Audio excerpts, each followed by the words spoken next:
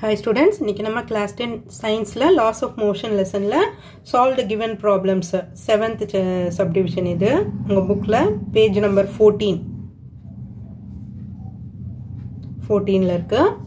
So இது வந்து second sum பார்ப்போம். A ball of mass 1 kg moving with the speed of 10 meter per second. ball வந்து நம்ம வந்து bounce பண்றோம், கீழே போடுறோம், throw பண்ணும்போது rebounds after a perfect elastic collision with the floor. Calculate the change in linear momentum of the ball ன்னு கேட்டிருக்காங்க. ஓகேவா? நம்ம ஃபர்ஸ்ட் என்னென்ன கொடுத்திருக்காங்கன்றத எழுதிடுவோம். given mass of the ball. mass என்ன கொடுத்திருக்காங்க 1 kg. அடுத்தது இது வந்து 10 meter per second. இந்த ஸ்பீட்ல வந்து நம்ம த்ரோ பண்றோம். சோ இது வந்து இனிஷியல் வெலாசிட்டின்னு எழுதிக்குவோம்.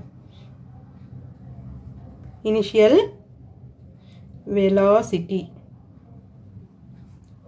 இனிஷியல் வெலாசிட்டியை நம்ம u ன்னு சொல்லுவோம். Capital U is equal to என்ன கொடுத்திருக்காங்க 10 meter per second ன்னு கொடுத்திருக்காங்க.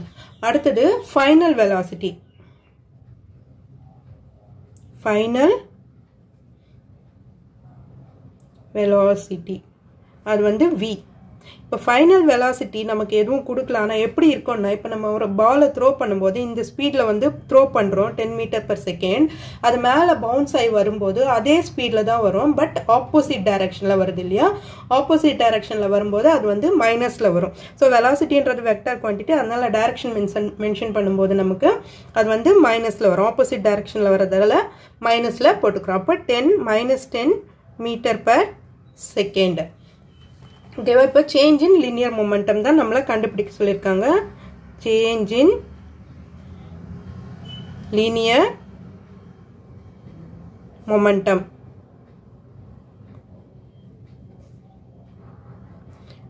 is equal to mv minus mu ன்னு வரும் இல்லையா? லீனியர் மொமெண்டம்க்கு ஃபார்முலா இது. ஸோ m காமனா எடுத்துட்டேன்னா v minus u. ஸோ ரெண்டுத்துக்குமே காமன் வந்து 1 kg தான், மாஸ் 1. v minus u பண்ணும்போது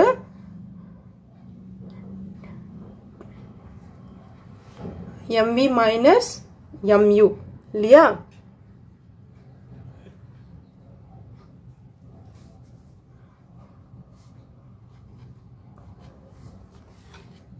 இப்படி போட்டுக்குவோம்.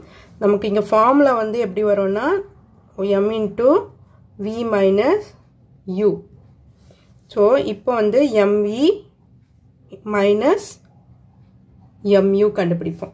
ஸோ mv minus mu னா 1 into 10 minus 1 into ஸோ vன்றது வந்து இங்க minus 10 இல்லையா? 1 into minus 10 minus 1 into 10. So இதை பண்ணும்போது 1 into minus 10 minus 10 வரும். இது minus 10. அப்போ equal to minus 20 kg per